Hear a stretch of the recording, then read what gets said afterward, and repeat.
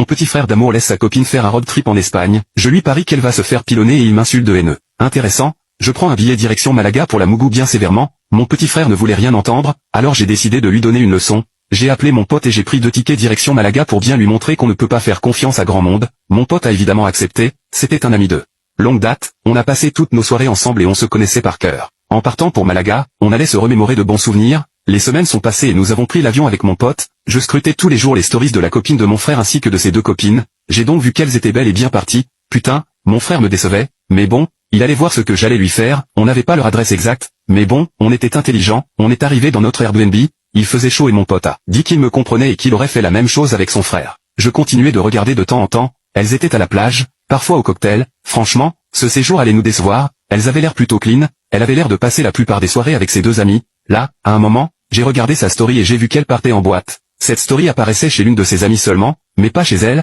alors qu'elle partageait toute sa vie, je me suis dit qu'elle voulait sûrement cacher quelque chose. Bref, sa copine avait bien mis le nom de la boîte alors je l'ai recherché sur internet avec mon pote et nous sommes partis pour nous y rendre, arrivé là-bas, j'ai essayé de rentrer dans la boîte avec mon ami, mais le vigile a refusé car nous n'étions pas accompagnés, alors, nous, on est des grands habitués et on savait quoi faire, on a fait le tour, la boîte était à côté de la plage, alors on a parlé avec des filles et on a réussi à en rappeler avec vous, on est revenu vers le vigile, évidemment. On lui parlait en anglais car je ne savais que dire hola, je suis rentré dans la boîte et là, on a commencé à chercher ces filles, en restant discret, il y avait énormément de monde et là, j'avançais et j'ai bousculé quelqu'un, c'était une fille et elle a tourné ses yeux directement vers moi, là, j'ai reconnu la copine de mon frère, mais elle ne m'avait pas reconnu évidemment car je me tenais toujours éloigné des affaires de mon frère, elle m'a dit excusez-moi et je lui ai dit, don't worry, Bella, elle a rougi, j'ai continué ma route en faisant un signe de la tête à mon pote, voilà, on l'avait trouvée, on observait un peu son comportement, franchement, elle m'avait l'air d'être une fille bien, elle dansait qu'avec ses 2 amis et elle repoussait la plupart des avances qui lui étaient faites, j'étais étonné et mon pote aussi, il m'a soufflé à l'oreille que mon frère avait trouvé la bonne, franchement,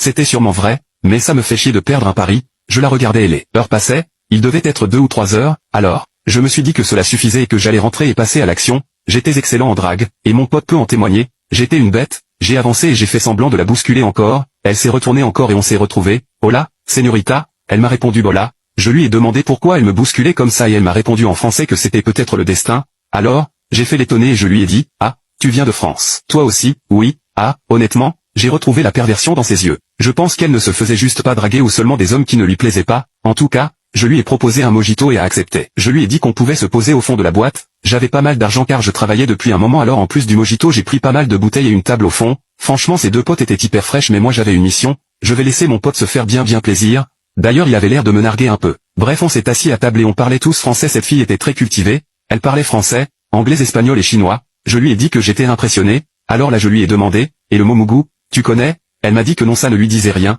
t'inquiète pas à la fin de cette soirée tu en connaîtras très bien la signification. Vous pouvez maintenant vérifier s'il y a une partie 2 en cliquant sur partager et plus.